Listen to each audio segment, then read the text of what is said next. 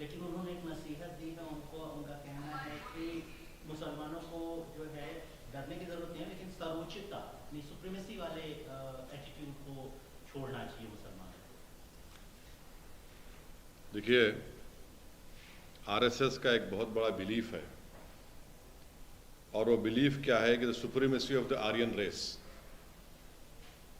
और इसको ये एक ऑब्सेशन है उनको इस चीज़ का, सुप्रीमेसी ऑफ आर्यन रेस का। और ये बिल्कुल ही उसी तरह है जिस तरह आप देखेंगे कि हिटलर को भी बड़ा अपना यकीन था अपनी आर्यन रेस और सुप्रीमेसी का, और इसीलिए आप देखते हैं कि आरएसएस जो है शुरू से इस बात का डिमांड कर रही है कि भारत में जो फेडरल स्ट्रक्चर है उस कंट्री का, उसको ख़त्म कर दिया जाए। इसलिए बार बार वो, अगर आप देखेंगे उसी ऑर्गेनाइज़र मैगज़ीन में उस वक्त के जो उनके सरसंचालक थे मिस्टर गोलवालकर ने लिखा था कि the constitution be reexamine and redrafted so as to establish this unitary form of government. Supremacy की बात तो ये लोग करते हैं, और इस बात को आपको समझना है कि भारत के मुसलमान सुप्रीमेसी की बात नहीं करते। भारत के मुसलमान इक्वल सिटीजनशिप की बात करते हैं, इक्वालिटी की बात करते हैं। मगर आरएसएस जो आर्यन सुप्रीमेसी, और एक ये तो एक उनका जो स्टेटमेंट है कास्टिस्ट, एक अपर कास्ट के आदमी का स्टेटमेंट है कि वो तो रूलर और रूल्ड की बात कर रहे हैं। हम तो संविधान में जो इक्वल सिटीजनशिप की बात कही गई, इक्वालिटी की बात कही गई, हम उसकी बात कर रहे हैं।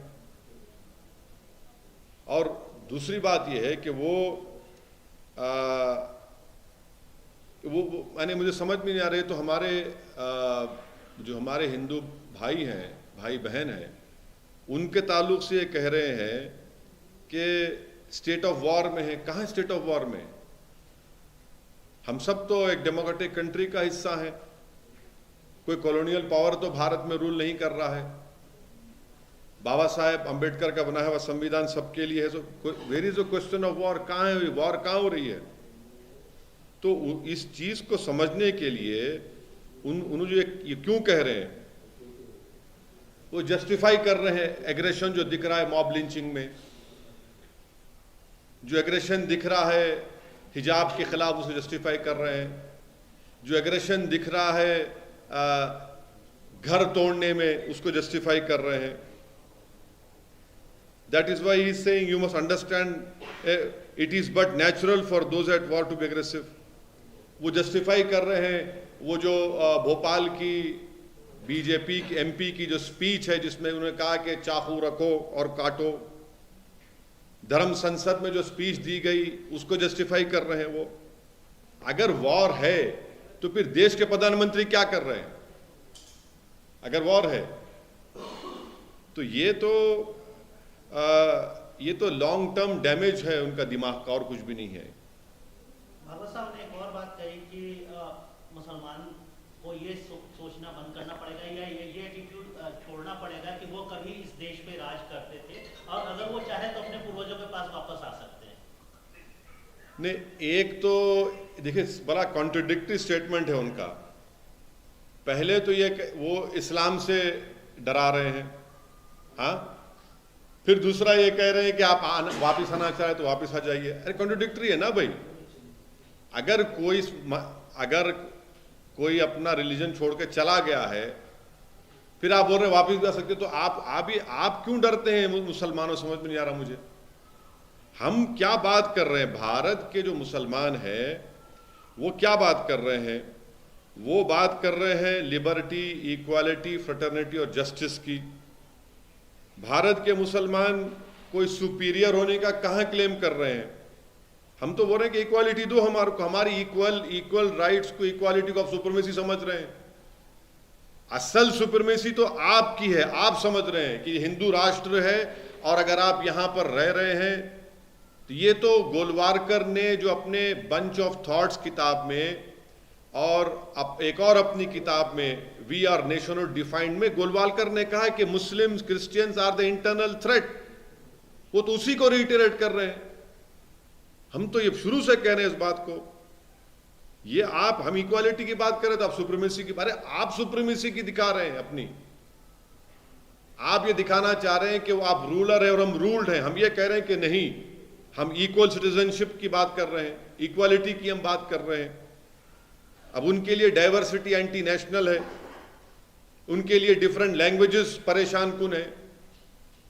वो तो सिर्फ एक लैंग्वेज, एक झंडा, एक कल्चर की बात करते हैं। हम तो बोल रहे हैं कि भारत में डाइवर्सिटी है, भारत में हजारों कल्चर हैं, कई जबानें बोली जाती हैं, कई मजहब को मानने वाले हैं। वो उसको मानते नहीं उस चीज को, वो सिर्फ अपनी सुपीरियरिटी को बिलीव करते हैं, इसीलिए तो सब चीजों को मानते नहीं है वो।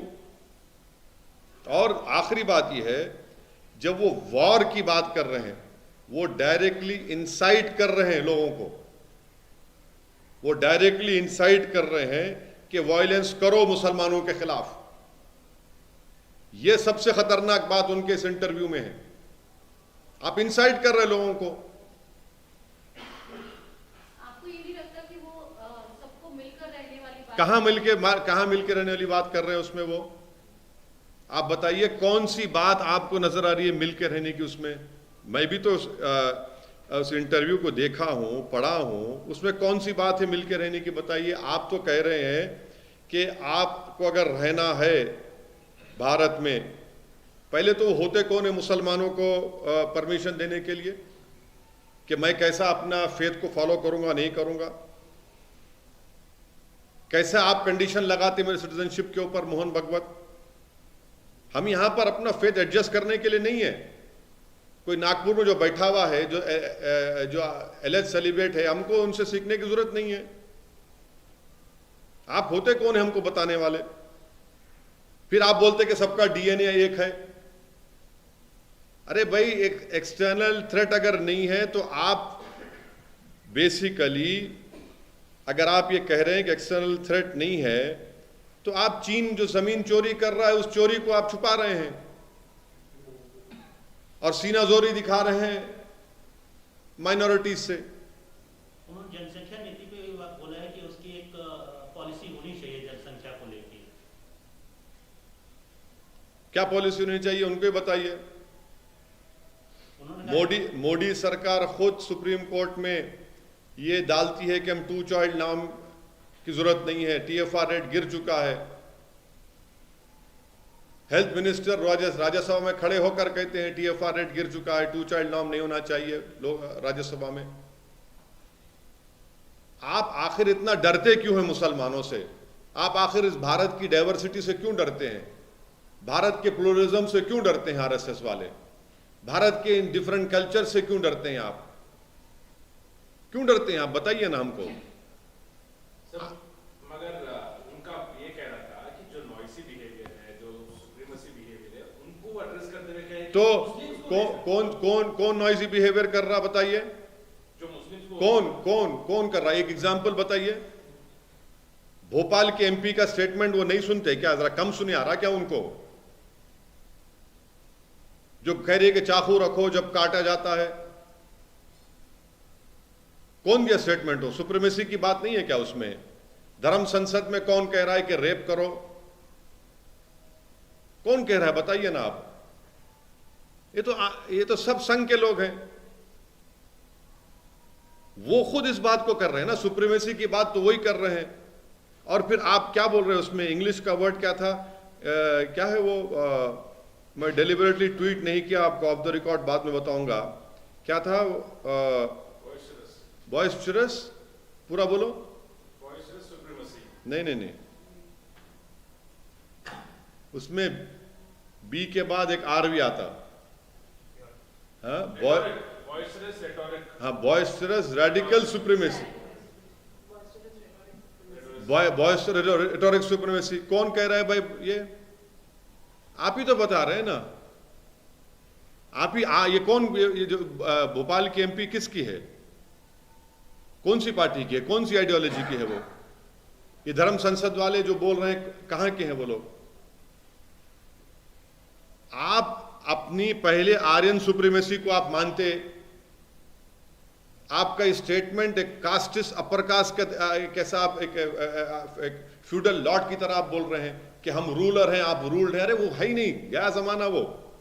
इंडिपेंडेंट इंडिया में भारत के हर शहरी को इक्वल सिटीजनशिप मिलना, मुसलमान भी वही कह रहा है, आप उसको पसंद नहीं करते।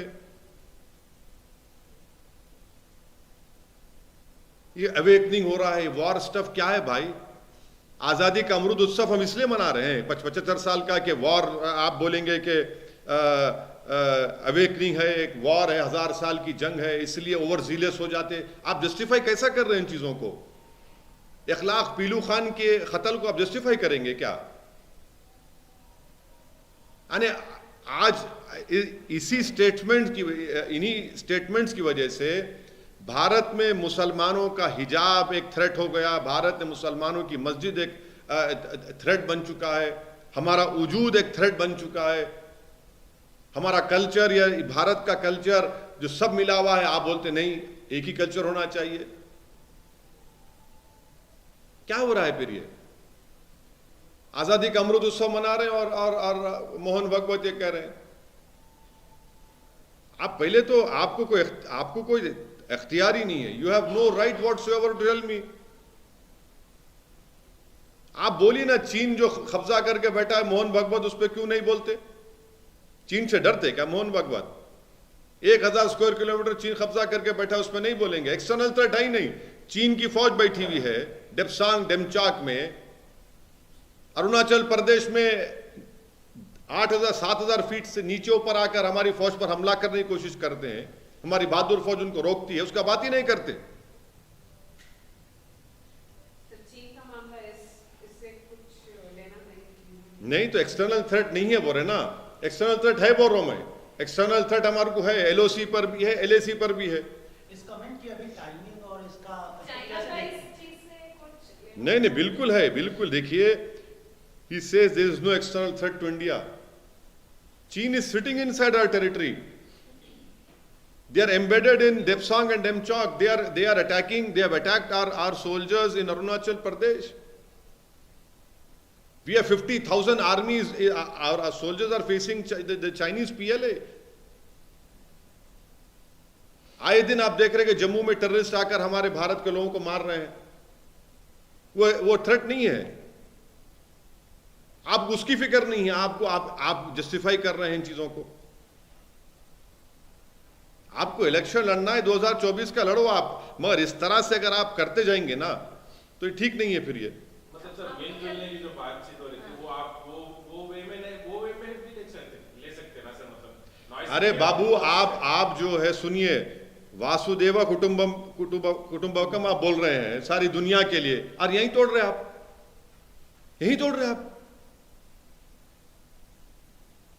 अब आप मेरे को सिखाएंगे कि भारत का मुसलमान को परमिशन हम देंगे, वो कैसा रहेगा, कैसा अपने मजहब पर चलेगा।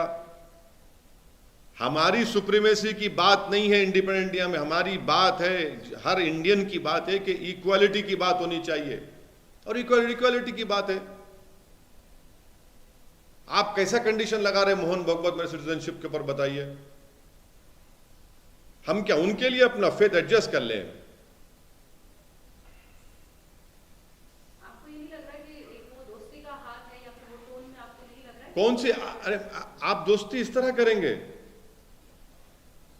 मुझे डरा कर दोस्ती करेंगे आप बोलेंगे बेटा तुम अपना रिलीजन इस तरह से फॉलो करो, दोस्ती जब मैं करूंगा।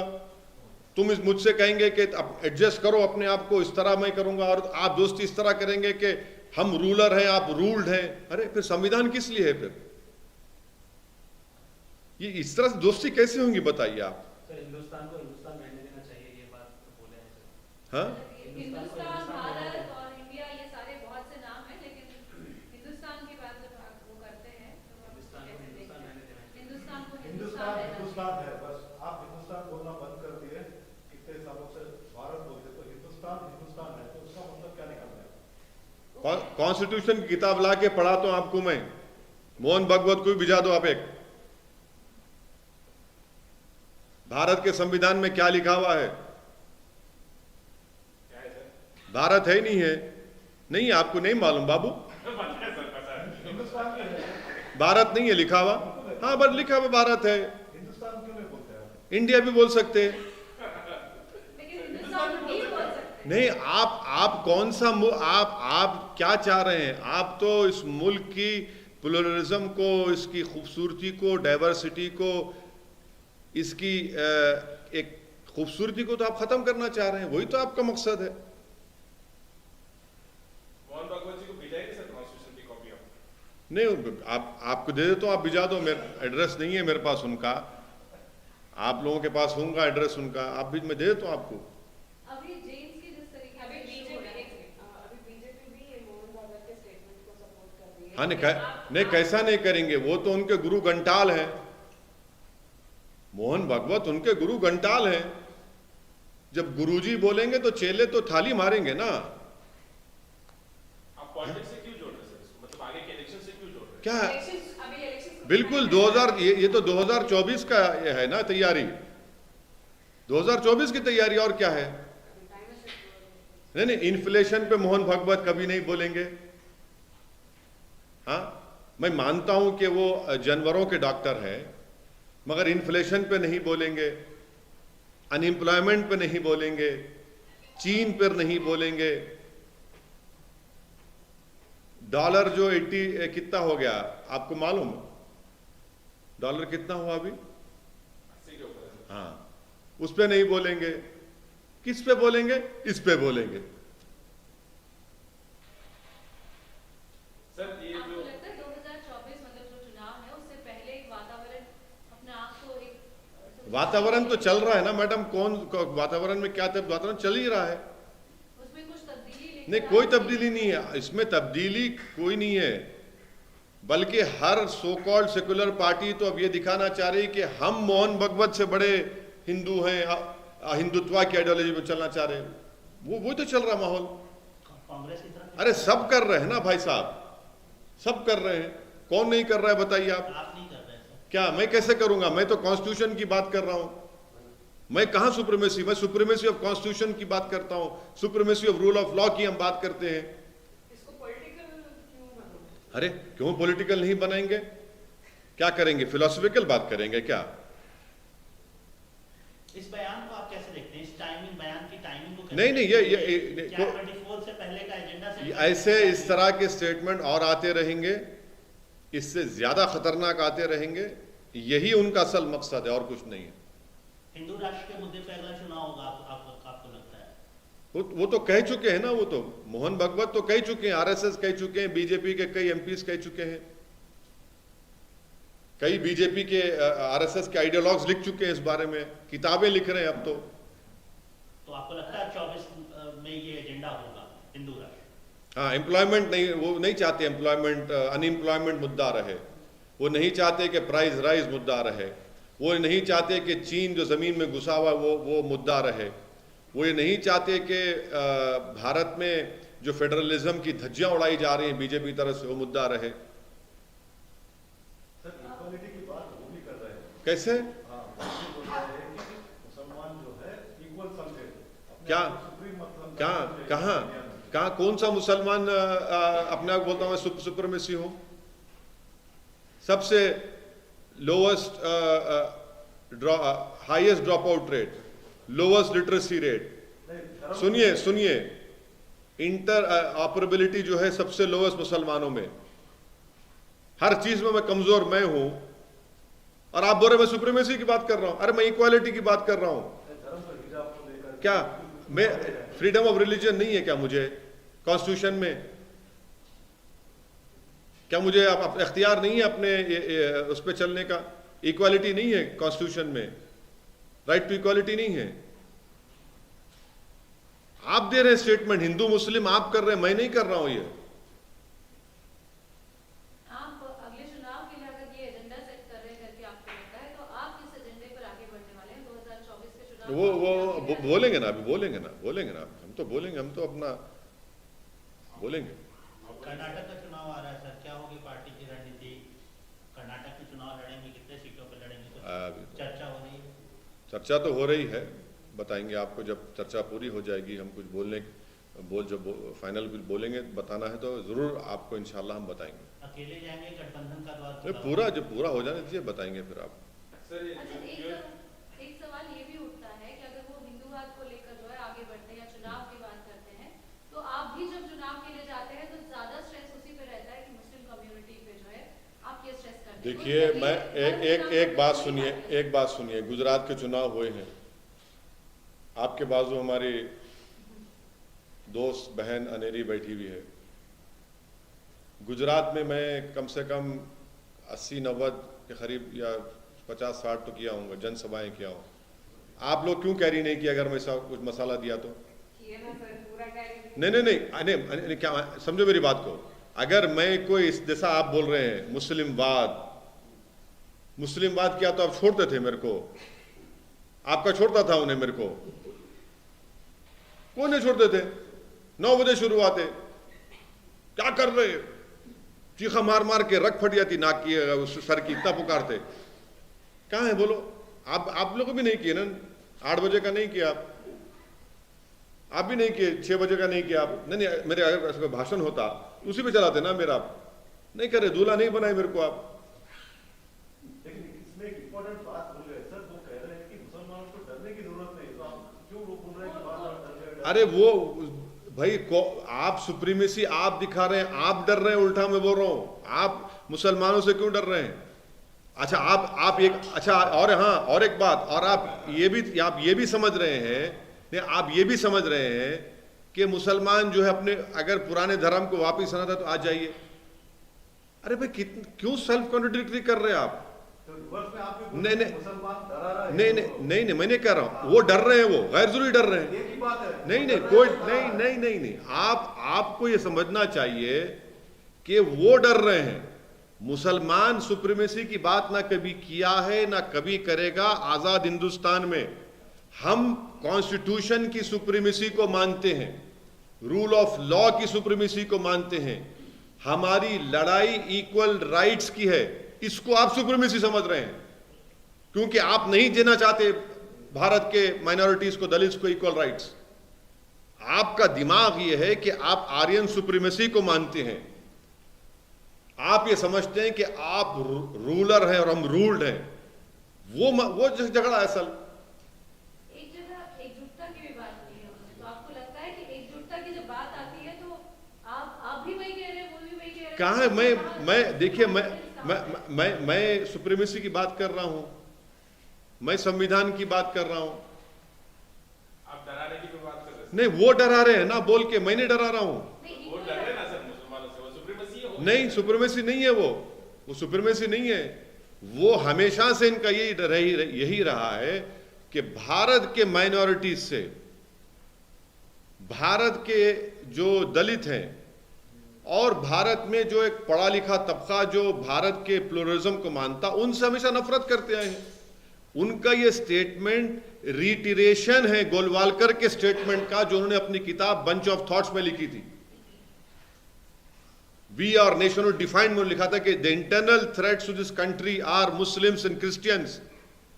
उसका रिटिरेशन है ये, आप लोगों को पढ़ना चाहिए। ये उन्होंने लिखा, उसका ही रिटिरेशन है वो। अरे वाह, एक आइडियोलॉजिकल पार्टी के लिए वो आपको लगता है सर इससे हटके there is another question. Union government scraps VIP quota in Hajj travel. 500 seats were reserved for VIPs out of total quota of approx 1,75,000 seats. So now they have allotted to India. So those seats, this VIP quota has been scrapped by the Union government. How do you see this, sir? अरे मैं तो हज subsidy का सबसे पहले, जब UPA की सरकार थी, I was the first person to stand up and say in parliament remove Haj subsidy. और ये This is quota, VIP. अरे कहीं का कोटा भाई, एक ही सफ में खड़े हो गए महमूद अयाज, ना कोई बंदा रहा ना कोई बंदा नवाज। अल्लाह की नजर में सब बराबर हैं, कहीं का वीआईपी। मैं तो हज सब्सिडी निकालो बोला। वो आप डेलीगेशन क्यों भी जाते भाई? आप यह डेलीगेशन आप भी जाते हैं। तो सर आप वेलकम करते हैं इसको। नहीं, वेलकम का नहीं है। वीआईपी कोटा क्या है मेरे को नहीं मालूम, पहली मरतबा सुन रहा हूं मैं आपसे। 500 सीट है सर, मतलब जो पूरा एलोकेशन है उसमें 500 506 वीआईपी सीट्स किसको देते? जो हज मतलब जो भी वीआईपी जाते सर, कौन वीआईपी? कोई भी सर, फ्री में जाते? आज हज सब्सिडी में तो फ्री में जाते हैं ना। क्या हज सब्सिडी खत्म हो गई प्यारे। तो अब जो 175 ये था, मैं आपको और ये करके बताऊंगा सर, जो हज यात्रा पर सरकार का बड़ा फैसला, केंद्र सरकार ने हज यात्रा 2023 को लेकर एक बड़ा फैसला लिया है। हज यात्रा के लिए वीआईपी कोटे की आरक्षित सीटों को खत्म कर दिया गया है। मेरे को नहीं मालूम क्या है वो वीआईपी कोटा। मेरे को प्रधानमंत्री, राष्ट्रपति, उपराष्ट्रपति, अल्पसंख्यक मंत्री के साथ साथ हज कमेटी को आवंटित लगभग सभी। अच्छा, जो वो ये तो उनका कोटा था। उसी को, अरे तो गवर्नमेंट का कोटा था, मेरा कोटा कहाँ है वो? अरे मेरा कोटा कहाँ है भाई? आप रख के बैठ, आप अरे मेरा कोटा कहाँ है? मेरा कोटा कहाँ है? आप गवर्नमेंट रख के बैठी थी, वो मैं क्या रखा उसको? इसको कैसे देखते हैं? अरे क्यों रखे भाई आप? क्यों रखे आप? अरे मैं तो बोल रहा हूँ कि आप जो हज डेलीगेशन में जाते उसको भी कैंसिल करो। आप क्यों कर रखते आप? आप जो भारत के जो हाजी जाते वो गरीब हाजी होते, उनका अच्छा इंतजाम करो आप रहने के लिए। करीब से करीब उनको रखिए आप मक्का में, उनको अच्छी सहूलतें दीजिए वहां पर। सर मुद्दे की आप बात करें सर, जनवरी 1 तारीख 24 को राम मंदिर का इनॉग्रेशन का किया गया। जब तक दुनिया कायम रहेगी, 6 दिसंबर 1992 को भारत की सुप्रीम कोर्ट को वादा करके धोखा देके वहां पर मस्जिद को तोड़ा गया आजाद हिंदुस्तान में। उसको कोई डिनाई नहीं कर सकता और सुप्रीम कोर्ट ने उसको एग्रीगेस एक्ट कहा है। सर, ये मौलाना अरशद अज़मी ने कहा कि कोएड एजुकेशन के वजह से मुस्लिम लड़कियां दूर हो रहे हैं स्टडीज को लेकर, इसके ऊपर दूर हो जा रहे हैं। किससे? कोएड एजुकेशन हाँ? 50% गिर गया सर, एडमिशन इन वो डिस्ट्रिक्ट। किससे दूर हो जा रहे? को एजुकेशन की वजह से मतलब अपने कल्चर से वैसा सर, अपने रिलीजन से वैसा। हाँ, वो बेहतर बोल सकेंगे, मैं नहीं बोल सकूंगा उस बारे में। मैं तो बोल चुका हूं ना कि हिजाब पहनने वाली बच्ची इंशाल्लाह कभी ना कभी इस देश की प्रधानमंत्री बनेगी। बैन के बाद 50% हिजाब बैन के बाद 50% एडमिशन लड़कियों का। हाँ, पीयूसीएल की रिपोर्ट है। हाँ, फिर अब क्या खुश रहने की बात है? ये खुश रहने की बात है। कम्युनिटी में लोएस्ट लिटरेसी रेट है, उसमें महिलाओं में, मुस्लिम महिलाओं में लोएस्ट लिटरेसी रेट है। 100 में 3 ग्रेजुएट मुसलमान के पास होते, और आपके इस गलत फैसले की वजह से आप बच्चियां नहीं पढ़ रही हैं गवर्नमेंट कॉलेजेस में। किसका नुकसान हो रहा है? ये देश का नुकसान नहीं हो रहा है इसमें। अगर दोस्ती का हाथ बढ़ाना है मोहन बाबत, क्या पैगाम रहेगा? तुम जिसके दोस्त हुए दुश्मन आसमां क्यों हुए? सर एक आखिरी सवाल, या तेलुगु स्टेट से ही मतलब ग्लोबल गोल्डन ग्लोब अवार्ड्स में ओरिजिनल सॉन्ग टाइटल उनको मिला, मतलब नाटू नाटू सॉन्ग का ट्रिपल आर मूवी है। वो मेरा एक्सपर्टीज नहीं है बाबा। मैं ये म्यूजिक को जानता हूँ, वो मेरा एक्सपर्टीज नहीं है बाबा। मेरे को उसमें मत लेके जाइए प्लीज, वो माइंड फील्ड है, उसमें मत लेके जाइए मेरे को। आप वो आपका एक्सपर्टीज है, मेरे को नहीं मालूम। मेरे को आई डोंट नो, मेरे को नहीं मालूम क्या। मना करते सर, वहां नहीं, यहाँ है सर। हाँ, हम बोले ओवैसी साहब को नहीं जाते हैं, क्या नहीं जाते बोले सर। कहाँ नहीं आते? बोले कि ट्रिपल आर मूवी वालों को पकड़ो, वो तो मैं नहीं जाता, मैं ओवैसी साहब के पास जाता हूँ। नहीं, मेरा एक्सपर्टीज नहीं है बाबा, ये मेरे को नहीं मालूम। ये तुम इसमें मत लिख जाओ मेरे को। बाबरी मस्जिद की बात है। हाँ, इस म्यूजिक के लिए आज एक लाइन है सब। नहीं, ये अभी हो गया। अभी बाबरी मस्जिद को जो बनाने की बात हो रही है नई जगह, वहां पर कुछ डिले की बात हो रही है। वो मस्जिद ही नहीं है, उसको मस्जिद नहीं मानते। ऐसा हो ही नहीं सकता कि आप किसी जगह पर मस्जिद को शहीद कर दे एक क्रिमिनल एक्ट करके, और आप बोल रहे कि वहां पर जाकर ले लो। ये क्या बात है? इसका मतलब कहीं भी मस्जिद को तोड़ देंगे। उस मस्जिद को मस्जिद ही नहीं मानता मैं, जहां पे जो 5 एकड़ जमीन दी गई है ना, उसमें कभी नमाज पढ़ना भी चाहिए उसमें।